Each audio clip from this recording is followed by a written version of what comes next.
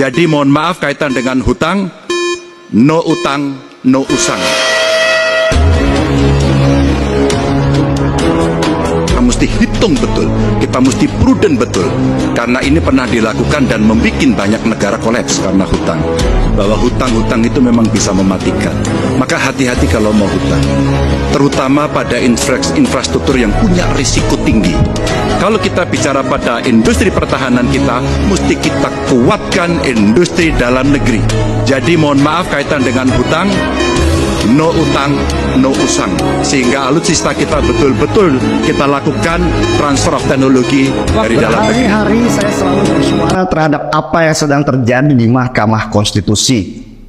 Mahkamah Konstitusi, lembaga yang seharusnya kita hormati, tiba-tiba membuat pernyataan akan mengumumkan keputusannya tentang gugatan batas usia minimal Capres dan Cawapres di tanggal 16 Oktober.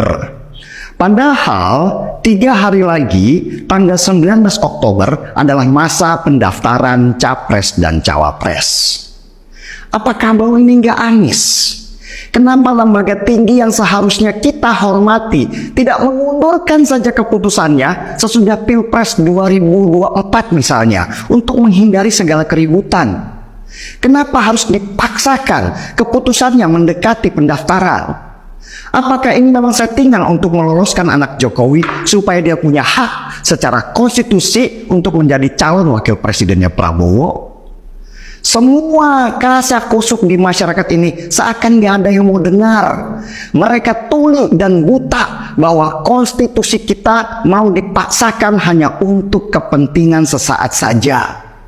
Padahal sudah banyak pakar hukum, akademisi, budayawan, jurnalis yang bersuara bahayanya ketika konstitusi kita ditabrakkan hanya untuk persoalan jabatan. Rusak demokrasi kita, rusak semua perjuangan reformasi kita ketika hukum yang seharusnya menjadi panglima ini malah jadi alat penguasa. Di mana yang namanya trias politika ketika eksekutif, legislatif, dan yudikatif yang seharusnya saling mengawasi sekarang mau digunakan untuk melanggengkan kekuasaan. Apa yang harus kita ceritakan pada anak cucu kita nanti? Nah, negara kita ini dikuasai oleh satu keluarga. Kemudian saja ya, jangan berteriak apa-apa, bisa hilang nanti kamunya.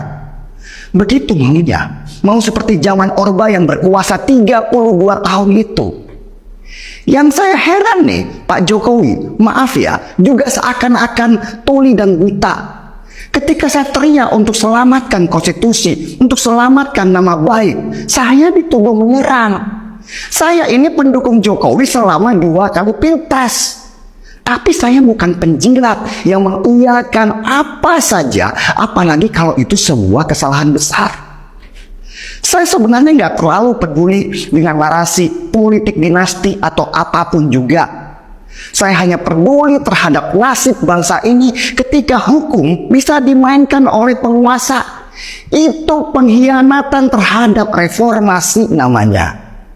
Seharusnya Pak Jokowi itu gelisah ketika namanya ditarik-tarik dalam melegalkan permasalahan di Mahkamah Konstitusi ini.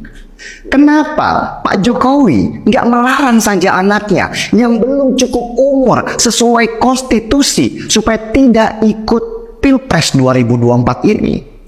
Apalagi Pak Jokowi kan tahu kalau ipar bapak yang menjadi ketua Mahkamah Konstitusi ini. Atau apakah Bapak juga menikmatinya dengan dalih demokrasi, dengan dalih biarkan rakyat yang memilih, tapi konstitusi yang bilang bahwa anak Bapak belum cukup umur itu ditabrak juga? Itu kan munafik namanya, itu kan namanya bermuka dua. Nggak ada satupun langkah yang membuat banyak orang nyaman bahwa keluarga Bapak tidak terlibat ini semua. Malah semuanya terlihat disetting untuk menguruskan itu semua. Baliho-baliho, deklarasi-deklarasi palsu, karpet merah, semua seperti disiapkan untuk menyambut keputusan Mahkamah Konstitusi ini. Apakah kami bodoh dan gak tahu semua ini? Apakah kami juga tidak berhak curiga? Apakah saya salah kalau ingin pertandingan ini berjalan dengan fair, bahwa Mahkamah Konstitusi, bahwa polisi, bahwa semua alat negara seharusnya menjadi wasit saja, bukan jadi pemain juga. Apakah saya salah ketika saya ingin demokrasi berjalan dengan hukum yang menjadi terjaga, bukan mengawal orang yang ingin berkuasa? Apakah saya salah? Kalau di awal saja sudah berpihak, maka ketika nanti di garis finish pertandingan ada perselisihan, apakah juga bisa netral atau sudah disetting untuk memenangkan seseorang? Maaf, saya sudah muak. Mungkin bukan saya saja, kami semua sudah muak. Muak melihat kotornya cara-cara untuk memenangkan pertandingan. Muak melihat orang-orang yang haus kekuasaan dan menghalalkan segala cara. Muak melihat reformasi yang dulu diperjuangkan dengan korban nyawa mahasiswa harus dihancurkan sekarang. Saya pakai ikat kepala ini untuk menunjukkan sikap pribadi saya, gak terkait dengan dukungan saya kepada siapapun. Saya muak, mungkin sudah sampai level pengen muntah. Dalam pertandingan apapun, lawannya siapapun, saya itu gak pernah takut kalah. Saya hanya marah ketika ada potensi rusaknya aturan-aturan negara hanya karena nafsu berkuasa. Kalau aturan itu dilanggar, maka rusaklah semua pondasi bernegara kita. Semoga mimpi buruk yang terus menghantui kepala saya nggak terjadi. Semoga Mahkamah Konstitusi bisa dengan bijak memperkirakan dampak buruk yang akan terjadi. Ingat Pak Hakim, jabatan itu sementara. Kalian adalah para wakil Tuhan di dunia. Pertanggungjawabannya itu jauh lebih berat daripada kami orang biasa. Dan jangan jual itu dengan harga murah. Jangan sampai rasa muak ini akhirnya menjadi muntah.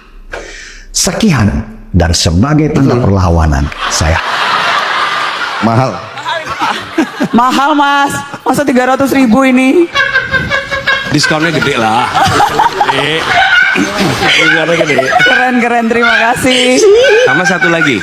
Boleh dong saya Jadi bawa satu sebenarnya lagi? pada situasi ini Jokowi lah yang terjepit, seperti makan buah si malakama, dimakan bapak mati, gak dimakan ibu yang mati. Apalagi Jokowi mungkin saja dapat laporan terbaru bahwa kondisi Prabowo sekarang sedang fit-fitnya dan tidak mungkin akan digantikan dalam waktu 2 tahun. Jadi buat Jokowi sekarang bukan hanya Megawati saja yang berbahaya, tetapi juga Prabowo ketika dia sudah pegang kekuasaan. Kembali ke Megawati sudah nggak mungkin buat Jokowi karena dia sudah dianggap berkhianat oleh PDI Perjuangan meskipun sampai sekarang masih terdaftar sebagai kader. Tetapi di depan ada mulut singa yang juga siap menerkam kalau Jokowi salah ambil langkah.